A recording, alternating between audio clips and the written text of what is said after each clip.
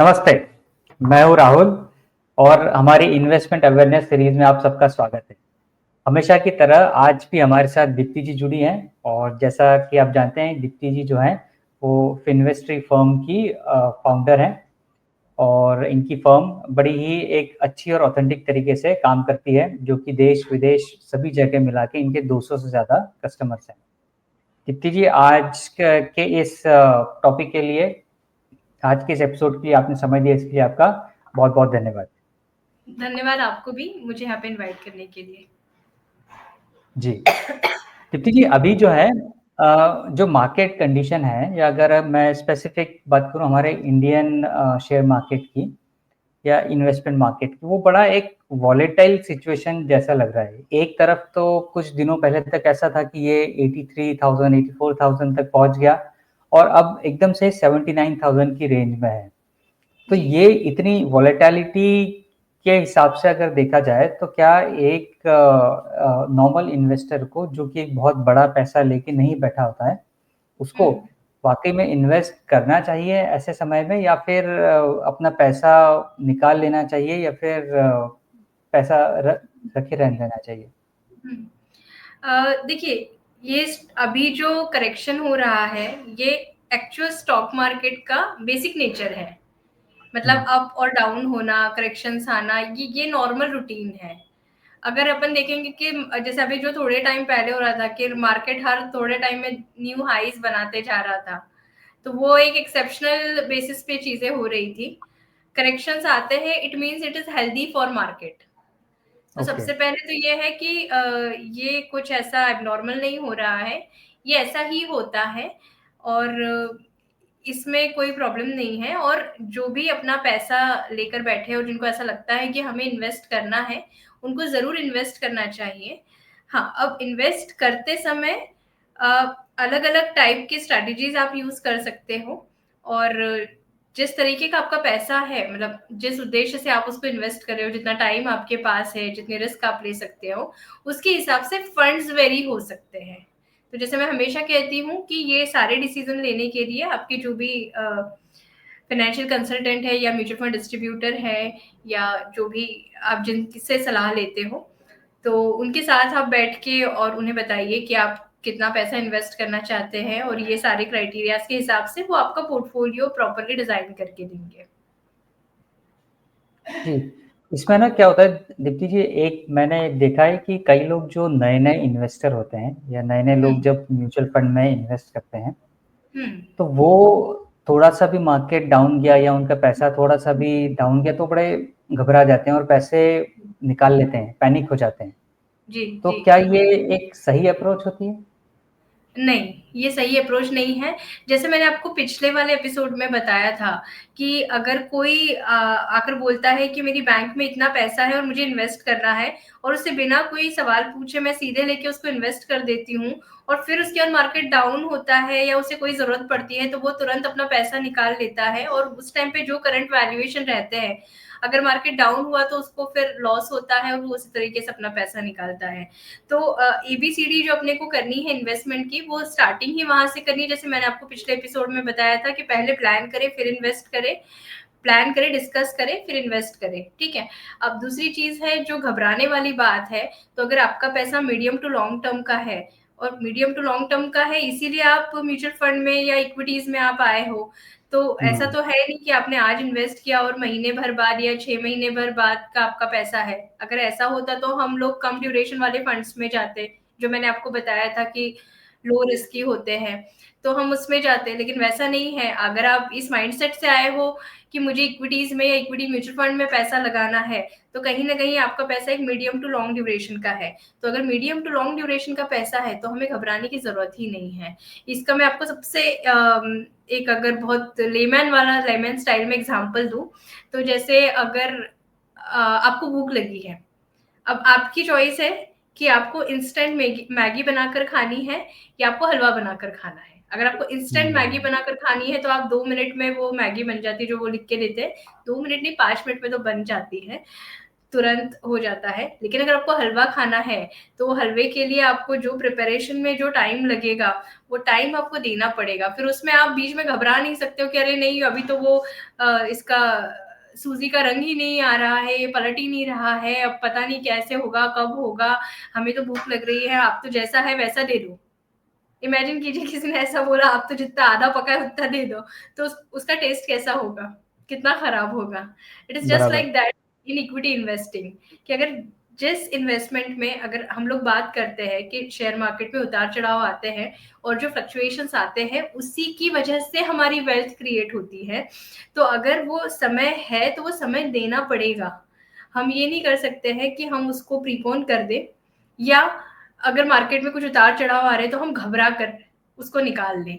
It means अगर कोई घबरा कर निकाल रहा है ना, इट मीन्स उसने समझा ही नहीं म्यूचुअल फंड और इक्विटी मार्केट को। हुँ, इसलिए बराबर। हमें बहुत ज़्यादा ज़रूरी होता है कि हम किसी ऐसे फाइनेंशियल कंसल्टेंट, एडवाइज़र या डिस्ट्रीब्यूटर से संपर्क करें, जो कि इन चीज़ों को आपको प्रॉपर्ली समझाए और आप मेंटली प्रिपेयर्ड हो, उसके बाद ही आप इस पे डिसीज़न लेके और काम करें। और जब हम मेंटली प्रिपेयर्ड होके डिसीज़न लेते हैं ना, तो कितने भी फ्लक्चुएशंस आ जाएँ, हम घबराते नहीं हैं।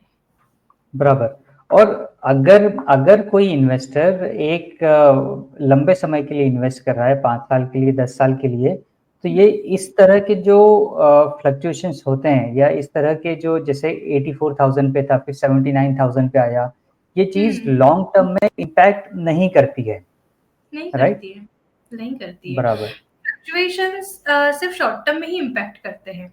लॉन्ग टर्म में हुँ, उनका इम्पैक्ट इतना बड़ा होता ही नहीं है। अगर हम इसको ऐसे कंपेयर करें ना, कि जैसे किसी दूसरे सिंपल ट्रेडिशनल प्रोडक्ट से कंपेयर करें, कि अगर आप एफडी में पैसा रखते हो, आपने 10 साल पैसा रखा या 20 साल पैसा रखा, तो वो कितना होगा? तो आप एक चार्ट बनाइए, उसमें पिछले 20 साल के रेट ऑफ इंटरेस्ट आप लिखिए और फिर आप देखिए कि पोस्ट टैक्स आपका रिटर्न कितना बनता है। और वही हुँ, इक्विटी मार्केट में अगर आपने 20 साल पहले इन्वेस्ट किया होता, अलग-अलग मतलब जिस भी समय का 20 साल पहले का जो ईयर है सेंसेक्स का, उस टाइम आपने इन्वेस्ट किया होता, तो उसका उस टाइम जैसे जिस भी म्यूचुअल फंड में आपने इन्वेस्ट किया, सपोज कोई 10 रुपीज़ पे आया है, तो आज आप देखिए कि उसका क्या एनएवी है। आपको खुद ब खुद उसका अंतर समझ में आ जाएगा कि ट्रेडिशनल प्रोडक्ट में हमें लगता है कि बहुत सेफ्टी है, लेकिन ये इन्फ्लेशन बीट ही नहीं कर पाते हैं। बराबर। तो कई लोग अभी भी म्यूचुअल फंड को लेके बड़ा डरे हुए होते हैं, घबराए हुए होते हैं और हुँ, उनको एक हमेशा माइंडसेट ये रहता है कि यार ये एकदम बहुत शेयर मार्केट से लिंक है, मेरा पैसा तो डूब ही जाएगा। जैसे स्पेसिफिकली हुँ, अगर जब हुँ, मार्केट डूबता है तो हम मीडिया की भी कवरेज देखते हैं, हुँ, सुनते हैं कि 5 लाख करोड़ इन्वेस्टर्स के डूब गए। हुँ, 5 लाख हुँ, करोड़ डूब गए तो वो एक लोग देख के घबरा जाते हैं कि बाप रे! 5 लाख करोड़ डूब गए। सही बात है। मैंने अभी एक बुक में पढ़ा था, उसमें ऐसा लिखा था कि एक कोई मैं म्यूचुअल फंड स्कीम का नाम नहीं लूँगी, लेकिन फ्लेक्सी कैप कैटेगरी का एक स्कीम था जिसमें एक इन्वेस्टर थे जिनको बिल्कुल नई जॉब लगी थी और उन्होंने अपना सैलरी का पैसा उसमें इन्वेस्ट किया था। वो कब किया था? 2007 वाले पीक में। अब उसमें उन्होंने इन्वेस्ट किया, फिर 2008 ईयर आया, ग्लोबल फाइनेंशियल क्राइसिस आया। एक सेकंड ना। ग्लोबल फाइनेंशियल क्राइसिस आया और उसमें उनका पैसा एकदम ड्रास्टिकली फॉल होने लगा। वो डर गए, उन्होंने पैसा निकाल लिया और उसके बाद उन्होंने कसम खा ली, अब चाहे जो हो जाए म्यूचुअल फंड में, इक्विटीज में कभी इन्वेस्ट नहीं करेंगे, और वो लॉस में निकल गए। अब अगर सेम पैसा वो रखते उस टाइम पे, तो आज वो पैसा कम से कम 5 से 6 गुना होता। राइट, तो बराबर। कहीं न कहीं हमें, मतलब जो हम बात करते हैं कि अगर हम म्यूचुअल फंड या इक्विटीज़ में जा रहे हैं, तो हमारा horizon should be long term. तभी हम हुँ, pure mutual fund, pure equities में जाएँ। अब अगर आपका होराइज़न, क्योंकि ज़रूरी नहीं है हर किसी का होराइज़न उतना लॉन्ग टर्म हो कि वो 10 साल, 20 साल, 15 साल इतना रुक सके। अब समझो आपको होराइज़न उतना लॉन्गर टर्म नहीं है ना, तो आप स्कीम कैटेगराइजेशन होते हैं अलग-अलग तरीके के, लगा तो हम उस पर एक सेपरेट वीडियो बनाएँगे। अ, उसमें मैं आपको बताऊँगी कि कैसे अलग-अलग रिस्क के हिसाब से स्कीम कैटेगराइजेशन होते हैं, जो कि हमारे व्यूअर्स के लिए शायद हेल्पफुल रहेगा कोई आगे का डिसीज़न लेने में। तो उन स्कीम कैटेगराइजेशंस में कुछ स्कीम्स ऐसी आती हैं, जो जो हाइब्रिड इक्विटी इसमें आती है, कैटेगरी में आती है। ओके। उसमें कुछ स्कीम्स ऐसी हैं जिसमें डेट और इक्विटी और आर्बिट्राज इनके कॉम्बिनेशंस होते हैं। तो जैसे भी मतलब मार्केट का लेवल होता है कि अगर मार्केट बहुत हायर वैल्यूएशंस पर है, तो वो लोग इक्विटी का पोर्शन कम रखते हैं और डेट आर्बिट्राज इनके पोर्शन ज़्यादा रखते हैं, ताकि जो अगर कोई उस लेवल पे इन्वेस्ट कर रहा है, तो उसका इक्विटी लेवल कम रहे, मतलब जो इक्विटी में पैसा जा रहा है, वो कम जाए और बाकी एसेट में दूसरी एसेट में ज़्यादा जाए। अब जब मार्केट गिरता है, तब ये लोग ऑटो एडजस्ट करते हैं अपने इक्विटी लेवल्स को। उस टाइम इनके इक्विटी लेवल्स ज़्यादा हो जाते हैं और डेट के लेवल्स रिड्यूस होने लगते हैं। ये फंड मैनेजर करते हैं। अब ये जब मतलब इस टाइप की चीज़ें होती हैं, अब जैसे आप किसी ने पैसा लगाया और इस टाइप के फंड में लगाया, जो फॉल होगा ना, तो वो उसके पोर्टफोलियो में कम इम्पैक्ट डालेगा। बराबर। बजाय प्योर इक्विटी स्कीम्स के। बराबर। और जब फिर मार्केट वापस से राइज होना स्टार्ट होगा, तो उसको एक एवरेज रिटर्न जो एफडी से ज्यादा है, वो जरूर मिलेगा। तो अगर आपको ऐसा बराबर। डर लग रहा है कि अभी समझ में नहीं आ रहा है मार्केट, तो आप उसमें जा सकते हैं। दूसरा एक माध्यम होता है एसटीपी, मतलब सिस्टमैटिक ट्रांसफर प्लान, जो हम म्यूचुअल फंड में जब इन्वेस्ट करते हैं तब, कि आप अपना पैसा डेट या कोई बहुत कंजर्वेटिव हाइब्रिड फंड में आप रखिए और उसको आप डेली बेसिस पे या वीकली बेसिस पे एक इंस्ट्रक्शंस आप देते हैं एसटीपी के, मतलब सिस्टमैटिक ट्रांसफर प्लान के, और उस हिसाब से वो एक फंड से पैसा दूसरे फंड में ऑटोमेटिकली जाता है। तो ओके। वो हमें इतना टाइम नहीं करना पड़ता है मार्केट को। आपको अगर लगता है कि आपको डेली फ्लक्चुएशंस को कैप्चर करना है, तो आप डेली एसटीपी रजिस्टर करो। आपको लगता है वीकली फ्लक्चुएशंस को कैप्चर करना है, वीकली एसटीपी रजिस्टर करो। ऐसे करके आप उसको रजिस्टर करो। तो कहीं ना कहीं, और उसको ऐसा नहीं कि 2 महीने 3 महीने का एसटीपी किया, हाँ, अगर आपको मतलब ऐसा लगे जैसे अभी का टाइम है, अभी बहुत अनसर्टन टाइम है। अब अगर कोई इन्वेस्टर जो बहुत ज्यादा रिस्क एवर्स है, उसको लगता है कि नहीं मुझे म्यूचुअल फंड में तो डालना है, लेकिन मुझे बिल्कुल रिस्क नहीं चाहिए, तो वो एसटीपी करे एटलीस्ट साल भर की। मैं तो बहुत बार 1.5 साल 2 साल की भी एसटीपीज कराई है, और उसके रिजल्ट्स बहुत अच्छे आते हैं। जब मार्केट वापस फिर अप होता है, तो वो जो एवरेज प्राइस है, तो वैल्यूएशन अप होने के बाद उसमें अच्छा खासा प्रॉफिट ग्रोथ आता है। तो बराबर। टाइप के मार्केट में अलग अलग टाइप की स्ट्रैटेजीज और स्कीम्स पोर्टफोलियो सिलेक्शन के लिए आप यूज कर सकते हो। जरूरी नहीं कि आपको हमेशा ही प्योर इक्विटी में कूदना है। अगर आपको ऐसा लगता है कि आप नई वो वॉलेटिलिटी आप झेल सकते हो, तो आप ऐसी स्कीम सिलेक्ट करो जिसमें वॉलेटिलिटी कम हो। बराबर। ऐसे भी फंड्स आते हैं जिसमें वो लोग कैश पोजीशन अपनी रखते हैं। कैश पोजीशन मतलब थोड़ा, जब भी मार्केट गिरेगा, तो उनके पास वो पोजीशन होता है कि वो और स्टॉक्स फर्दर खरीद सके। ओके। हम्म, तो मतलब हमेशा, अगर इसको ऐसा देखा जाए कि जब कभी भी ऐसी कोई सिचुएशन आती है, जब कभी एक फॉल होता है, जैसे अभी हम लोगों ने देखा 84,000 से 79,000 हुआ, या फिर हम लोगों ने कोविड के टाइम पे देखा था, उस समय भी लगभग 40% से ज़्यादा का फॉल हुआ था। तो इस तरह की सिचुएशन हमेशा एक अपॉर्चुनिटी बन के आती है, जी और वो जी। अपॉर्चुनिटी को हम एज ए यूजर जितना बेहतर तरीके से इनकैश कर पाए, यूज कर पाए, उसका एक अच्छे से फायदा उठा पाए, वो ज्यादा अच्छा है, बजाय उसके अंदर कोई पैनिक हो जाने के। पैनिक क्रिएट करने के, अपने इन्वेस्टमेंट्स होल्ड करने के, बहुत लोग अपने इन्वेस्टमेंट्स होल्ड करते हैं। उनको लगता है कि और गिरेगा तब डालेंगे, बॉटम फिशिंग करेंगे, एकदम लो लेवल होगा तब डालेंगे। पर वो एकदम लो लेवल कब होगा वो किसको पता। राइट। तो या तो फिर आप उतने बराबर। स्किल्ड हो कि आप वो एकदम लो लेवल को प्रिडिक्ट कर पाओ, तो फिर आप उतना रिस्क लो। और राइट। सबसे आखिरी वाला पॉइंट तो बहुत मतलब किस्मत वालों को ही मिलता है। मतलब फिर वो आपका लक है कि आपको वो एकदम बॉटम वाला पॉइंट मिल जाए।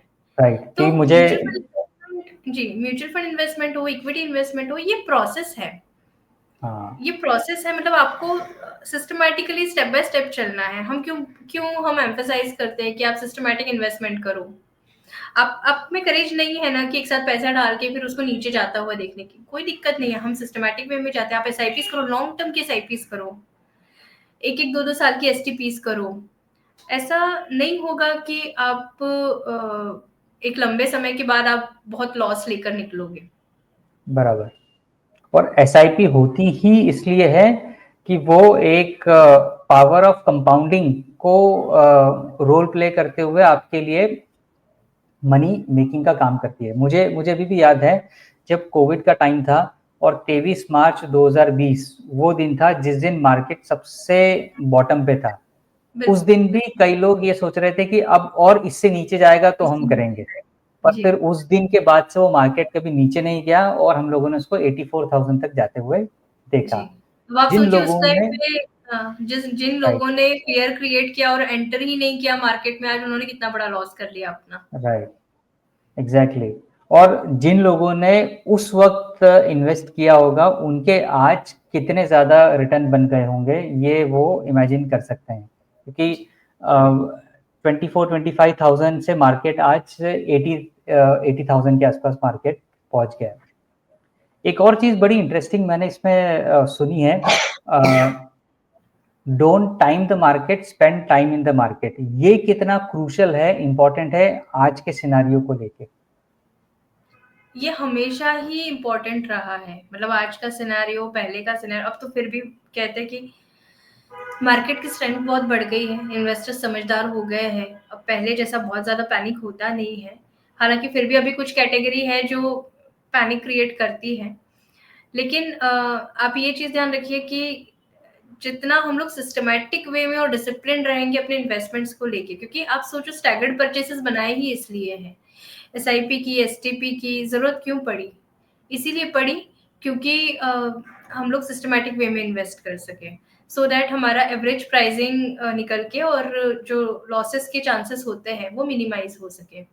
दूसरा जो एक मैंने आपको बताया कि कंजर्वेटिव हाइब्रिड कैटेगरी होती है कि जिसमें सिर्फ 16% 17% के आसपास इक्विटी होती है, या 20-25% इक्विटी होती है। इस टाइप की कैटेगरीज भी उन लोगों के लिए डिजाइन की गई जो इक्विटी एक्सपोजर तो लेना चाहते हैं, लेकिन बहुत ज्यादा रिस्क लेने से डरते हैं। तो अगर आपको डर लग रहा है तो आप इस टाइप की कैटेगरीज में रखो अपना पैसा। हुँ, नहीं, फिर भी आप मार्केट में बेटर स्टैंड कर पाओगे। ट्रेडिशनल इंस्ट्रूमेंट्स को आप एटलीस्ट उससे ज़्यादा रिटर्न जनरेट कर पाओगे मीडियम टू लॉन्ग टर्म में। दूसरा ये कि अगर आपको लगता है कि अभी मार्केट, जैसे सपोज़ करो कि 10% के आसपास का करेक्ट हुआ है, आपके पास जो भी एक चंक है मनी का, उसका मुझे लगता है कि जितना आपका रिस्क एपेटाइट है, आपको लगता है कि मैं 20%, मतलब इसका थंब रूल नहीं है जो मैं आपको बता रही हूँ उसका, ये अपने ऊपर है हम कितना फ्लक्चुएशन अपने मनी में होते हुए हम झेल सकते हैं। तो 20%, 25% जो भी आइडियल अमाउंट आपको लगती है, आप एटलीस्ट उतना तो भी आप स्ट्रेट अवे डाल दो मार्केट में अभी। फिर जो बचा हुआ 70-75%, 80% जो भी बचता है, रिमेनिंग होता है, उसको आप स्टैगर्ड परचेसेस में डालो। आगे के ओके, मतलब एसटीपीज वगैरह करके या एसआईपीज के रूप में आप वो डालो। क्योंकि कहीं ना कहीं ये 10% भी जो मार्केट गिरा है वो ऑल टाइम हाई से तो हम कम पे ही है ना। तो कहीं न कहीं ये भी तो एक अपॉर्च्युनिटी है ना। अब यहाँ से और नीचे जाएगा या ऊपर जाएगा वो कोई प्रेडिक्ट नहीं कर सकता है। लेकिन एटलीस्ट जो ये अपॉर्च्युनिटी मिली उसपे कुछ तो पैसा हम डिप्लॉय करें।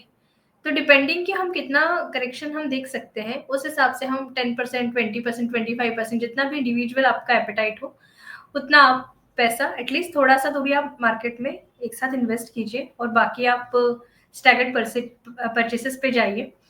दूसरा ये है कि ये भी थोड़ा-सा देखिए कि किस-किस टाइप के स्कीम कैटेगराइज़ेशन होते हैं। जैसे अगर आपको अभी के हिसाब से मतलब जनरली जो रिकमेंड हो रहा है मार्केट में कि आप लार्ज कैप बेस्ड फंड्स पे जाइए। आप स्मॉल कैप, मिड कैप इसमें लमसम परचेज़ करना आप अभी अवॉइड कीजिए क्योंकि इनके वैल्यूएशंस मल्टीपल अभी बहुत ज़्यादा हाई हैं। ओके, तो आप वो भी कैटेगरी वाइज़ देख सकते हैं। अब कुछ एमसीज ऐसे भी फंड्स लॉन्च कर रही है कि जिसमें मतलब वॉलेटिलिटी का परसेंटेज लो हो, मतलब ऐसे ओके, फिल्टर्स लगा रही है कि जिसमें लो वॉलेटिलिटी हो। तो ओके, आप वो थोड़ा-सा सर्च आउट कीजिए या अपने फाइनेंशियल डिस्ट्रीब्यूटर से आप डिस्कस कीजिए कि क्या ऐसे फंड्स भी मार्केट में अवेलेबल हैं। तो जैसा अपना मतलब टेस्ट है, जैसा अपने को लगता है कि हाँ, हम इतनी रिस्क ले सकते हैं, हम इतने के लिए कंफर्टेबल हैं, उस हिसाब से आप इन्वेस्टमेंट कीजिए, लेकिन कीजिए। आप उसको रोकिए राइट, मत। एग्ज़ैक्टली। मतलब इस बात से मुझे ये समझ में आया कि मार्केट भले हाई हो, चाहे मार्केट लो हो, एक तो उसको कोई प्रेडिक्ट कर नहीं सकता। फिर उसके बाद में मार्केट की कंडीशन कोई भी हो, अगर हम एक सिस्टमैटिक तरीके से एक प्रॉपर प्लानिंग के साथ में अगर हम इन्वेस्टमेंट हमारा एक कंटिन्यू कर रहे हैं, तो इस तरह की किसी भी सिचुएशन का हमारे लॉन्ग टर्म गोल के ऊपर कोई इम्पैक्ट नहीं पड़ता, बल्कि ये चीज़ें हमारे लिए एक अपॉर्चुनिटी बन के ही सामने आती है कि हम एक थोड़ा-थोड़ा कैश इन हैंड अगर हमारे पास जो होता है, लिक्विड हमारे पास होता है, उसको इस समय डिप्लॉय किया जा सकता है, ताकि ये चीज़ एक लॉन्ग रन में एक अच्छा इम्पैक्ट हमें देगा। जी, दीप्ति जी अब मैं आज इसके इन जी, जी, ऊपर बोलिए। इसके ऊपर मैं 1-2 कैटेगरी पे और डिस्कशन करना चाहूँगी कि कई बार जो फंड मैनेजर्स होते हैं, वो आपको मतलब इतने वॉलेटाइल टाइम जो है आपका, उसमें मल्टी एसेट करके कैटेगरी होती है। वो भी आपको सजेस्ट करते हैं कि मतलब आप उस अगर आपको बहुत ज़्यादा डर लग रहा है, तो आप उस मल्टी एसेट कैटेगरी में भी अपना कुछ पैसा, जैसे मैंने बोला 10-20%, 25% आप उतना डालिए और बाकी का आप एसटीपी के थ्रू ले लीजिए। तो उसमें कैसा होता है, अलग-अलग टाइप की एसेट क्लासेस होती है, इक्विटी भी है, डेट भी है, गोल्ड, सिल्वर भी है, कमोडिटीज़ भी है, सब है। तो इनकी इन्वर्स रिलेशनशिप्स भी होती है, जैसे इक्विटी और गोल्ड में इन्वर्स रिलेशनशिप है। कई बार ऐसा भी होता है कि सारी एसेट क्लासेस एक साथ चल जाती है। कम ज़्यादा परसेंटेज में चलती है, पर चलती है। कई बार ऐसा होता है 2 चल रही है, 3 चल रही है, 1 नहीं चल रहा है, 2 नहीं चल रहा है, पर कुछ तो चल रहा है। तो एक लॉन्ग रन में अगर हम देखेंगे तो मल्टी एसेट कैटेगरी के भी रिटर्न्स बहुत अच्छे आते हैं। तो मैं आपको सजेस्ट करूँगी कि मतलब अगर आप एक कंज़र्वेटिव टू मॉडरेट इन्वेस्टर है, तो और आपको इक्विटीज़ में जाना भी है, तो आप मल्टी एसेट कैटेगरी चूज़ कीजिए। थोड़ा-सा मीडियम टू लॉन्ग टर्म, मतलब ऐसा नहीं कि एकदम शॉर्ट टर्म गोल्स के लिए, अगर आपके थोड़े medium to long term goal है, तो आप मल्टी एसेट कैटेगरी में जाइए, तो इसमें भी आपका जो रिस्क है वो थोड़ा-सा मिनिमाइज़ हो जाता है और आपको रिटर्न्स बेटर मिलते हैं।